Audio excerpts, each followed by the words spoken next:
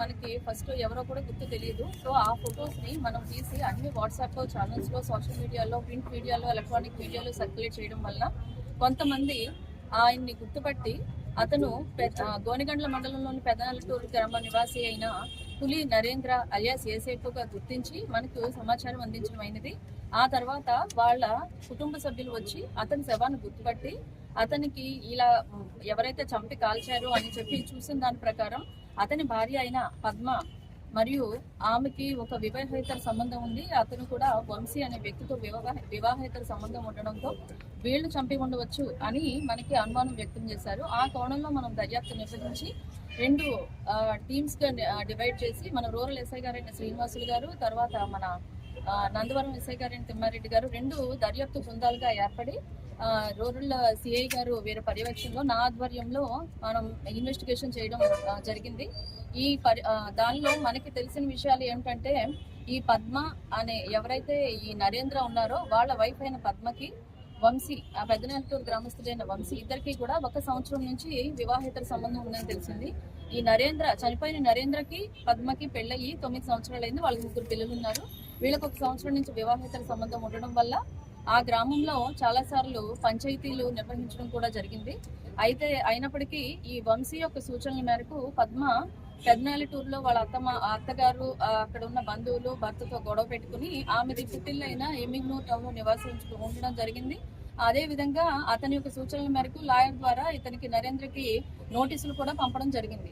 ఆ నేపథ్యంలో మళ్ళీ పెద్దలు పంచాయతీ చేసి వీళ్ళిద్దరిని కలపడం జరిగింది. తర్వాత వాళ్ళిద్దరూ కూడా 1 నెల క్రితం నుంచి ఎమ్మిగ్నూర్ టౌన్ లో పద్మ యొక్క పుట్టిల్లైన ఎమ్మిగ్నూర్ టౌన్ లో వాళ్ళ ఇంటి దగ్గరలో వీళ్ళు కూడా నివాసం ఉండడం జరుగుతుంది. ఈ నేపథ్యంలో వాళ్ళు మనకి ఈ రోజు అంటే మార్చి 26వ తారీఖు 2026 సంవత్సరంలో ఎమ్మిగ్నూర్ 8వ వార్డు విఆర్ఓ గారైన లింగేష్ గారి దగ్గరికి వెళ్ళి పద్మ మరియు వంశీ వాళ్ళిద్దరూ కూడా ఎప్పటికైనా పోలీసులు మమ్మల్ని పట్టుకుంటారన్న భయంతో వాళ్ళ దగ్గరికి వెళ్ళి లొంగిపోవడం జరగడంతో ఆయన తీసుకొచ్చి మన రూరల్ సిఐ గారి దగ్గర ప్రొడ్యూస్ చేయడం జరిగింది. సో ఈ నేపథ్యంలో వాళ్ళు ఇచ్చిన కన్ఫ్యూషన్ మేరకు మనకు ఈ మర్డర్ వివరాలు తెలిసినది ఏంటంటే 21వ తారీఖు అంటే శనివారం, మార్చి 21వ తారీఖు శనివారం రోజు రాత్రి పద్మ తన ప్రియుడైన వంశీకి ఫోన్ చేసి వాళ్ళు ప్లాన్ ప్రకారం ముందే అనుకోవడంతో నరేంద్ర ఎప్పుడైతే ఇంటికి వచ్చి మద్యం సేవించి గాఢ నిద్రలో ఉన్నప్పుడు ఆమె ఫోన్ కాల్ ఆధారంగా వంశీ వాళ్ళ ఇంటికి రావడం జరిగింది.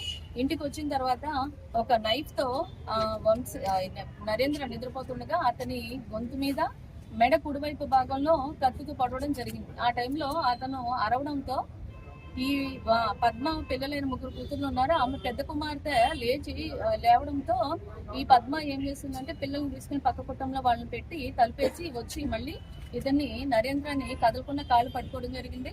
ఆ తర్వాత వంశీ అతని మెడను నులిమి చంపడం జరిగింది.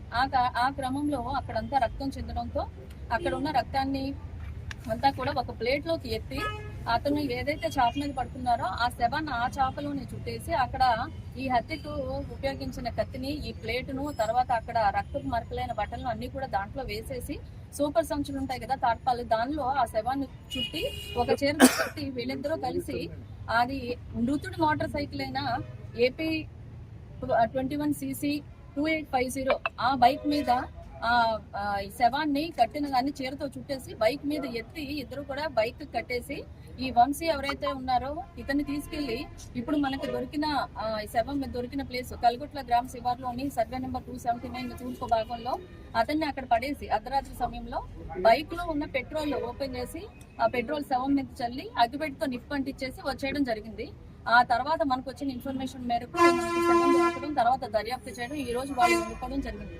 ఈ హత్య జరగడానికి ప్రధాన కారణం పద్మ మరియు వంశీలకు ఉన్న వివాహేతర సంబంధం. ఈ రోజు వాళ్ళు వచ్చి విఆర్ఓ గారి దగ్గర లొంగిపోయిన తర్వాత మనం వాళ్ళ దగ్గర నుంచి ఏంటంటే మృతుడి మోటార్ సైకిల్ ఏదైతే హత్య చేసిన తర్వాత మృతుడి యొక్క శవాన్ని మాయం చేయడానికి ఉపయోగించారో ఆ మోటార్ సైకిల్ AP 21cc 2850 ఆ బైక్ ఒకటి, తర్వాత ఒక 3 సెల్ ఫోన్లు, ఈ మృతుడిది, అమ్మాయిది, పద్మది, తర్వాత వంశీది, 3 సెల్ ఫోన్లు కూడా మనం సీజ్ చేయడం జరిగింది.